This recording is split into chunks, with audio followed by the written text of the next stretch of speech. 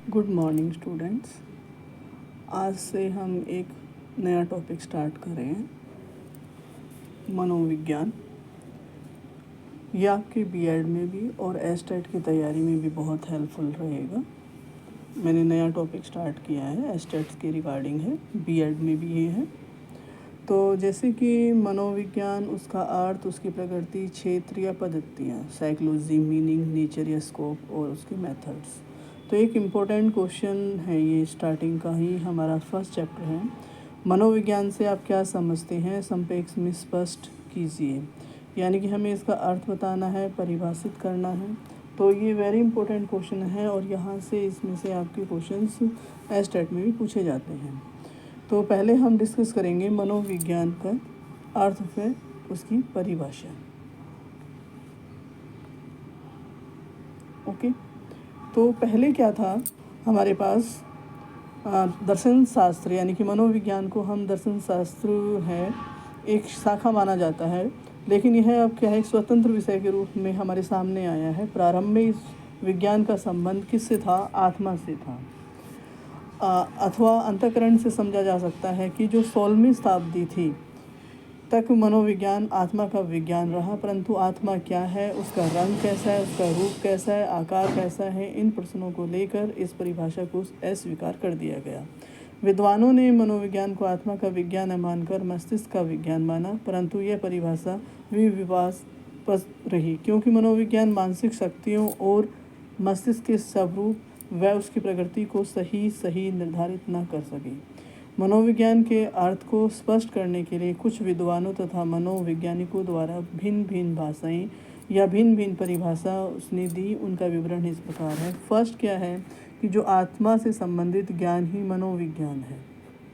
क्या है कि जो आत्मा है वो हमारे संबंधित है, ज्ञान ही मनोविज्ञान है। यानी कि प्राचीन काल में मनोविज्ञान आत्मा के ज्ञान के रूप में प्रस्तुत किया गया। किसके रूप में प्रस्तुत किया गया? आत्मा के ज्ञान के। इस रूप में मनोविज्ञान के प्रतिपादन का श्रेय प्रमुख रूप से प्राचीन यूनानी विद्वानों को है। प्राचीन दार्शनिक तथा विद्वान जो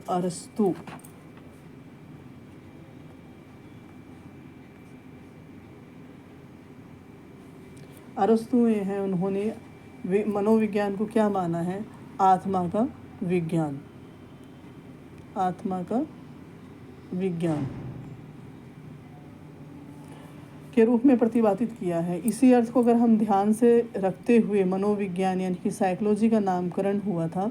साइकोलॉजी शब्द वास्तव में क्या है? ग्रीक भाषा के दो शब्दों अर्थात साइको और लोगस से मिलकर बना है। ठीक है, ये दो शब्द हैं, साइको और लोगस से मिलकर बना है। ग्रीक भाषा में साइको का अर्थ होता है आत्मा और लोगस का अर्थ होता है शास्त्र, ओके, अथवा व्यवस्थित ज्ञान। इस शाब्दिक अर्थ के आधार पर प्रारंभ से मनोविज्ञान को आत्मा संबंधी ज्ञान के रूप में स्वीकार किया गया। ये हमारा फर्स्ट स्टेप हो गया। नाउ सेकंड स्टेप क्या है? मनोविज्ञान मन का अध्ययन करने वाला विज्ञान है। क्या है? मन का अध्ययन करने वाला विज्ञान। तो इसमें क्या है, जब ये अनुभव किया गया कि मनोविज्ञान को आत्मा का ज्ञान मानना सही नहीं है, तब विज्ञानों ने, जो विद्वान थे, मनोविज्ञान को मन के विज्ञान के रूप में प्रतिपादित किया। इस मत का प्रतिपादन भी कुछ यूनानी विचारों ने ही किया था। इस विचारधारा के अनुसार मनोविज्ञान के मन का अध्ययन किया जाता है। मनोविज्ञान इस अर्थ को कुछ कारणों से अमान्य कर दिया गया है। नाउ थर्ड पॉइंट हमारे पास क्या है? चेतना से संबंधित विज्ञान की मनोविज्ञान। चेतना से संबंधित है हमारा विज्ञान।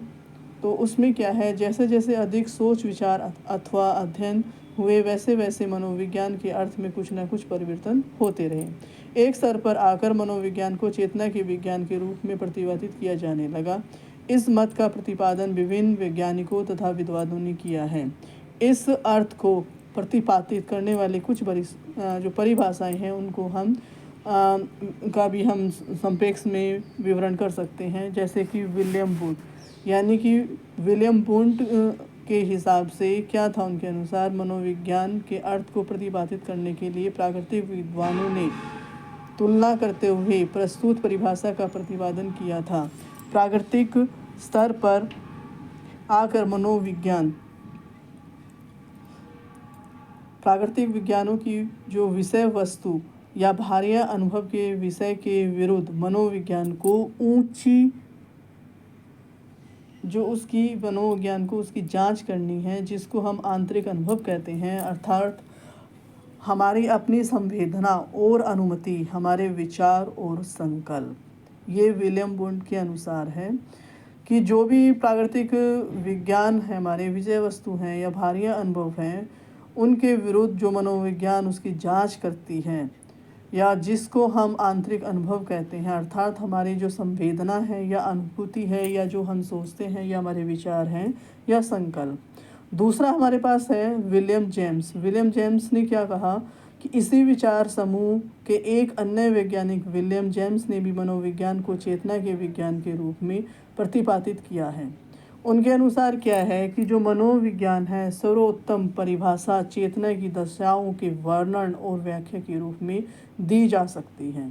तीसरा हमारे पास क्या है, जेम्स सली के अनुसार क्या है कि मनोविज्ञान की चेतना के विज्ञान के रूप में प्रतिपादित किया है। उन्होंने अपनी पुस्तक आउटलाइंस ऑफ द साइकोलॉजी में मनोविज्ञान के अर्थ तथा परिभाषा को स्पष्ट करते हुए लिखा है, मैं प्राचीन धारा को मानता हूँ कि मनोविज्ञान आंतरिक जगत के विषयों के संबंधित होने और स्वयं अपनी पद्धति अथवा यंत्र अर्थात अंतर्दर्शन का प्रयोग करने के रूप में भौतिक अथवा प्राकृतिक विज्ञानों से अलग किया जा सकता है। ठीक है, ये 3 अलग अलग पॉइंट हैं जो चेतना से संबंधित हैं। आपसे आपके नाम भी पूछे जा सकते हैं। उन मनोवैज्ञानिक के नाम बताएं जो चेतना से संबंधित यानी कि विज्ञान को मनोविज्ञान से संबंधित मानते हैं। अब हमारा नेक्स्ट पॉइंट है, 4th पॉइंट, मनोविज्ञान व्यवहार का विज्ञान है। वेरी इम्पोर्टेंट है कि मनोविज्ञान को व्यवहार का भी विज्ञान कहा गया है। आधुनिक मान्यताओं के अनुसार मनोविज्ञान को व्यवहार के रूप में प्रतिपादित किया जाता है। इस अर्थ को प्रस्तुत करने वाली कुछ बड़ी यानी कि परिभाषाएं इस तरीके से हैं। फर्स्ट जो हमारे पास है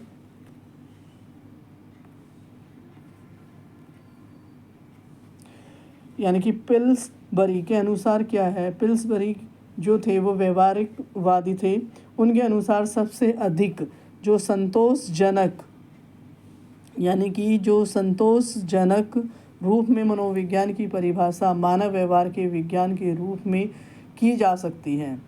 ठीक है, यानी कि ये जैसे हमने पहले डिस्कस किया था चेतना के लिए, तो चेतना के लिए ये अपने नाम मनोवैज्ञानिक के नाम थे, जैसे विलियम वुंड हो गया, विलियम जेम्स हो गया, जेम्स सली हो गया। अब हमारे पास हमने क्या बताया है कि जो मनोविज्ञान है वो व्यवहार का विज्ञान है, तो इसमें भी उसी तरीके से मनोवैज्ञानिक के नाम आएंगे। तो पहला तो इसमें पिल्सबरी हो गया। दूसरा है वाटसन का एक इम्पोर्टेंट क्वेश्चन आता है कि किस वैज्ञानिक ने मनोविज्ञान को व्यवहार का विज्ञान कहा है, तो इसमें आंसर हमारा आ जाएगा वाटसन मनोविज्ञान को व्यवहार का विज्ञान मानते हैं। उन्होंने मनोविज्ञान इनकी परिभाषा इन शब्दों में प्रस्तुत की है, एक ऐसा मनोविज्ञान लिखना संभव है जिसकी व्यवहार के विज्ञान के रूप में परिभाषा की जा सके। ओके, फिर क्या है, जो वर्णित मनोविज्ञान की दोनों परिभाषाएं हैं मनोविज्ञान को व्यवहार का विज्ञान स्वीकार करती है। सैद्धांतिक रूप में इन परिभाषाओं को बहुत कुछ हद तक सही माना जा सकता है, लेकिन इन परिभाषाओं में कुछ तकनीकी दोष हैं। सबसे पहले इन परिभाषाओं से यह स्पष्ट नहीं किया जा सकता है कि मनोविज्ञान किस प्रकार का विज्ञान है, अर्थात विधायक विज्ञान है अथवा निमायक विज्ञान। इसके अलावा इन परिभाषाओं में व्यवहार के प्रत्यय का समुचित स्पष्टीकरण भी नहीं किया गया है। इन दोषों को होते हुए भी इन परिभाषाओं को काफ़ी महत्वपूर्ण माना जाता है और आगे चलकर इन्हीं के आधार पर अधिक स्पष्ट तथा निश्चित परिभाषाएं निर्धारित की गई हैं। जैसे कि मन के अनुसार यानी कि NL मन से मनोविज्ञान को इन शब्दों में परिभाषित किया है कि मनोविज्ञान मनुष्य के अनुभव के आधार पर किए गए आंतरिक अनुभव तथा बाह्य व्यवहार का विधायक क्या कहलाता है, विज्ञान कहलाता है। ठीक है, ये मन के अनुसार है। नेक्स्ट है मैकडूगल के अनुसार क्या है कि मैकडूगलर भी क्या था, मनोविज्ञान को व्यवहार का विज्ञान मानता था। उन्होंने मनोविज्ञान की परिभाषा इन शब्दों में प्रस्तुत की है मनोविज्ञान जीवित वस्तुओं, यानी कि जो मनोविज्ञान है वो जीवित वस्तुओं के व्यवहार का विधायक विज्ञान है, यानी कि वो जीवित वस्तुओं के व्यवहार के बारे में बताता है। इस परिभाषा में जहाँ तक एक और मनोविज्ञान का अर्थ स्पष्ट किया गया है, वहीं पर यह भी स्पष्ट किया गया है कि मनोविज्ञान एक विधायक विज्ञान है। ओके, नाउ थर्ड क्या है, हिलगार्ड तथा एटकिसन के अनुसार क्या है कि जो हिलगार्ड या एटकिसन थे मनोविज्ञान व्यवहार का विज्ञान स्वीकार करते हैं। इनके शब्दों में क्या है कि मनोविज्ञान एक परिभाषा है, एक विज्ञान के रूप में दी जा सकती है जो मानव तथा दूसरे प्राणियों के व्यवहार का अध्ययन करता है। फोर्थ पॉइंट, मर्फी के अनुसार क्या है, मनोविज्ञान एक ऐसा विज्ञान है जिससे कि प्राणियों के उन क्रियाओं का अध्ययन किया जाता है जिसको हम वातावरण के प्रति तैयार करते हैं। टाउसलर के अनुसार, टाउसलस ने मनोविज्ञान का एक यथार्थ विज्ञान मानते हुए इन शब्दों में प्रस्तुति की है कि मनोविज्ञान मानव अनुभव व व्यवहार का यथार्थ विज्ञान है। यानी कि हमने ऊपर इतनी सारी परिभाषाएं दी हैं, उनको अगर हम ध्यान में रखते हुए हम ये कह सकते हैं कि जो प्रारंभिक काल से लेकर जो मनोविज्ञान का एक गतिशील विज्ञान रहा है और समय समय पर मतभेद भी हुए हैं, आलोचनाएं होने के कारण इस विज्ञान के अर्थ व परिभाषा में परिवर्तन होता रहा है, किंतु आधुनिक युग में मनोविज्ञान के अर्थ से संबंधित समस्त मतभेद समाप्त हो गए हैं तथा अब तक मनोविज्ञान को व्यवहार के एक विधायक विज्ञान के रूप में स्वीकार कर लिया गया है। ये एक इम्पोर्टेंट टॉपिक है। मैंने नया टॉपिक स्टार्ट किया है, साइकोलॉजी स्टार्ट की है मैंने, तो यहाँ से हमारा जो चैप्टर है फर्स्ट स्टार्ट किया है। ये हमारे सीटेट में, एस्टेट में और अदर एग्ज़ाम्स में जहाँ पे साइकोलॉजी पूछी जाती है वहाँ पर ये इम्पोर्टेंट क्वेश्चन है। आप इसको अच्छे से प्रिपेयर करना। Thank you, have a nice day.